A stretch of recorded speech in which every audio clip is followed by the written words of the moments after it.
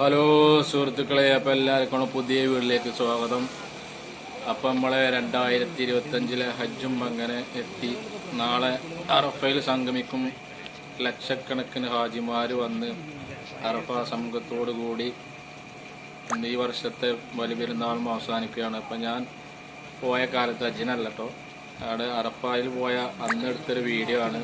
അപ്പോൾ അതിൻ്റെ കുറച്ച് കാഴ്ചകൾ കാണാം. നാളേക്ക് ഈ സ്ഥലത്തൊക്കെ ലക്ഷക്കണക്കിന് ആളുകൾ നിറഞ്ഞു നിൽക്കുക. കാരണം അത്രയും ആളുകൾ വന്ന് തടിച്ചുകൊണ്ട സ്ഥലകാരം. ഈ മൈതാനം മൊത്തത്തിൽ ഒരു വെള്ളമായിട്ട് കാണുന്നൊരു ദിവസകാരം അറഫ സംഗമം.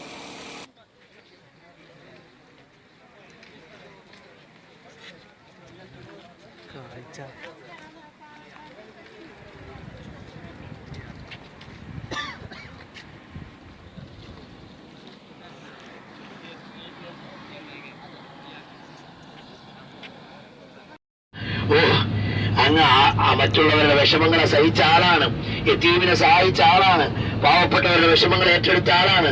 അള്ളാഹു ഒരിക്കലും അങ്ങയെ ബുദ്ധിമുട്ടിക്കില്ല. നബിതങ്ങളെ സമാധാനിപ്പിക്കുകയാണ്.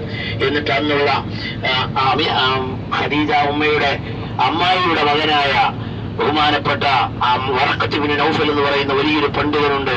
അവരുടെ അടുത്തേക്ക് കൊണ്ടുപോയിട്ട് പറഞ്ഞു, ഇങ്ങനൊരു സംഭവം സംഭവിച്ചിട്ടുണ്ട്. അപ്പോഴാണ് പറയുന്നത്, ഹാദൻ നാമൂസുല്ലദീ നസല അലാ മൂസ വ ഈസ, ഇത് മൂസ ഈസ പ്രവാചകന്റെ അടുത്ത് വന്ന ജിബ്രീൽ അലൈഹിസ്സലാം എന്ന മലക്കാണ് വന്നിരിക്കുന്നത്. വഹിയാണ് കിട്ടിയിരിക്കുന്നത്. ഇസ്ലാമിക പ്രബോധനമാണ് ഏൽപ്പിക്കപ്പെട്ടിരിക്കുന്നത്. ഈ പ്രബോധനവുമായി ഇറങ്ങുമ്പോ ഈ നാട്ടുകാർ അങ്ങയെ പുറത്താക്കും. ആ പുറത്താക്കുന്ന സമയത്ത് ഞാൻ ഉണ്ടെങ്കിൽ എന്റെ സഹായം ഏതായാലും ഉണ്ടാകും. 17 ലക്ഷത്തോളം ഹാജിമാരാണ് ഇപ്രാവശ്യം വിവിധ രാജ്യങ്ങളിൽ നിന്നായിട്ട് എത്തിയിട്ടുള്ളത്. കനത്ത ചൂടാണെന്ന് അറിയാൻ കഴിഞ്ഞത് സൗദി അറേബ്യയിലൊക്കെ.